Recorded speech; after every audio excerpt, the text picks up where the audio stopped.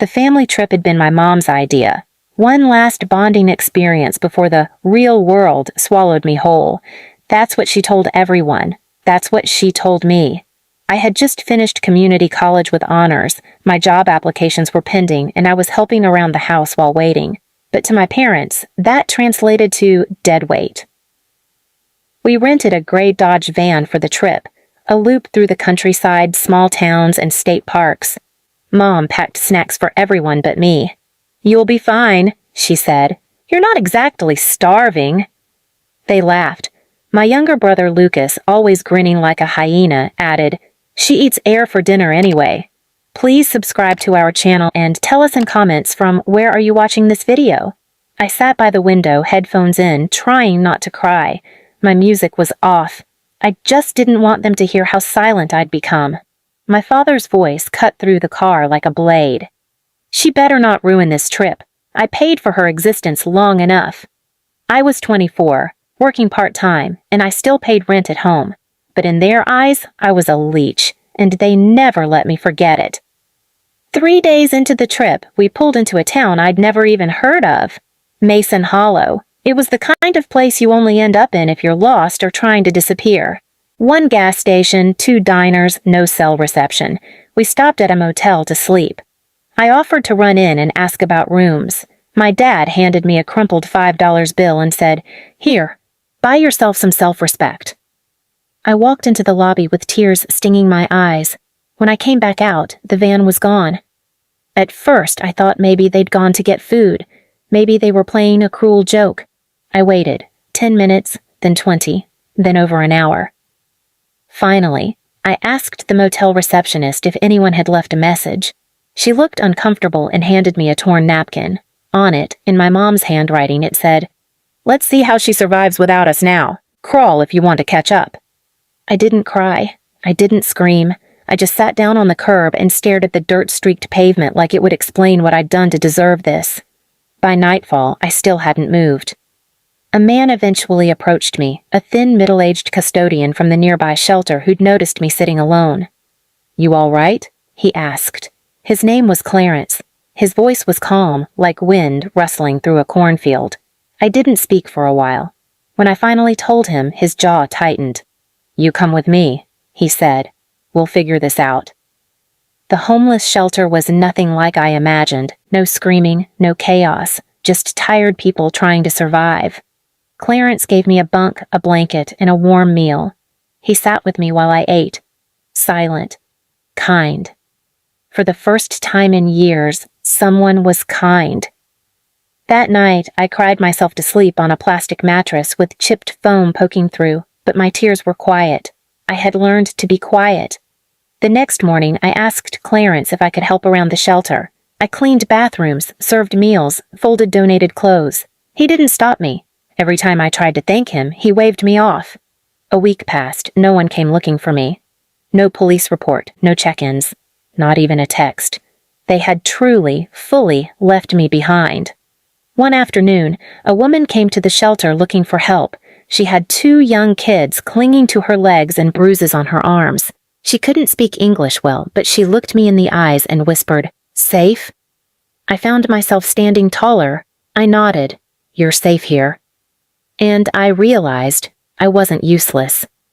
Over the next month, Clarence taught me how the shelter operated, where the food came from, how to manage donations.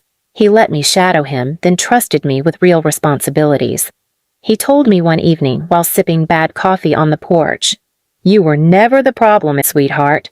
You were just in the wrong house." 2 months passed, then 3, and I never once heard from my parents. But I no longer waited. Instead, I applied for a certificate program in social work, Clarence's idea. I got in, I saved every stipend dollar, I took up a side gig cleaning offices after midnight, and I never stopped helping others. But the part of me that had been abandoned on that motel curb still ached. Until one afternoon, when a man came through the shelter door carrying a heavy duffel bag and a letter in his hand. He was wearing a dark coat and looked nervous. "Is there a girl named Kennedy here?" he asked.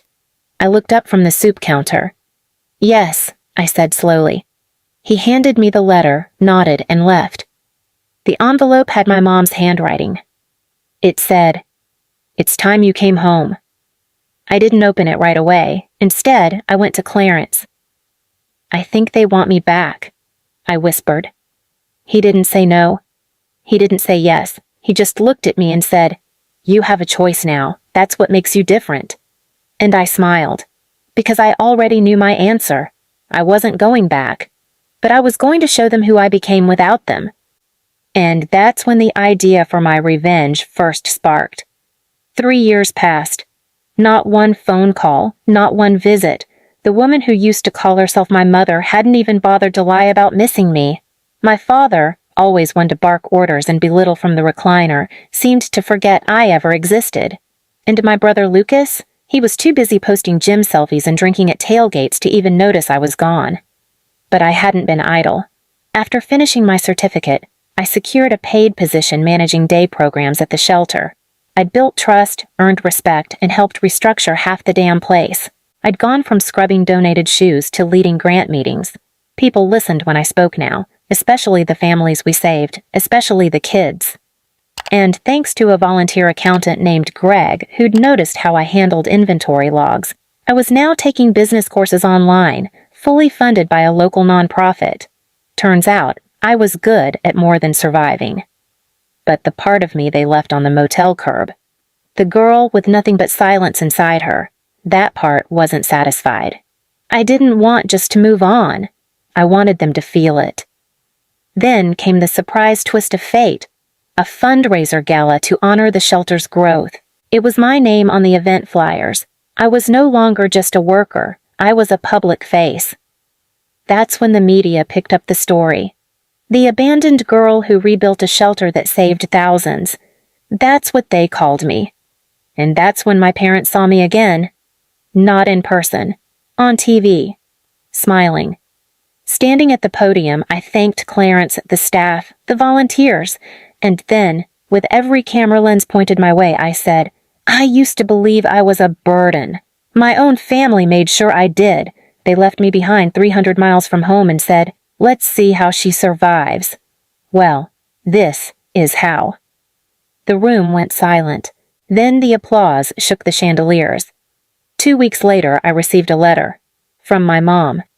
Inside, she didn't apologize. She didn't explain. She just wrote, "Lucas is struggling. Your father had surgery. We could really use your help." No, I'm sorry. No, we miss you. Just a thin veil over their real message. You have value now, so now you matter. I smiled as I folded the letter and tucked it into the box I labeled proof. Then came the next part of the plan. I reached out anonymously to a journalist who'd asked for more background on my life. I gave them details about the trip, the note they left, the emotional abuse I'd endured for years. The journalist asked if I wanted to be anonymous. I said no, I want my name on it. Within days, the headline was everywhere. Woman left in homeless shelter by family at 21 now runs the facility that saved her. Subhead, they said let's see how she survives. She did more than that. Suddenly, everyone had questions, reporters, activists, even neighbors from our old street. The story struck a chord, and the hate mail my parents received didn't take long to surface. How did I know? Because my brother Lucas messaged me.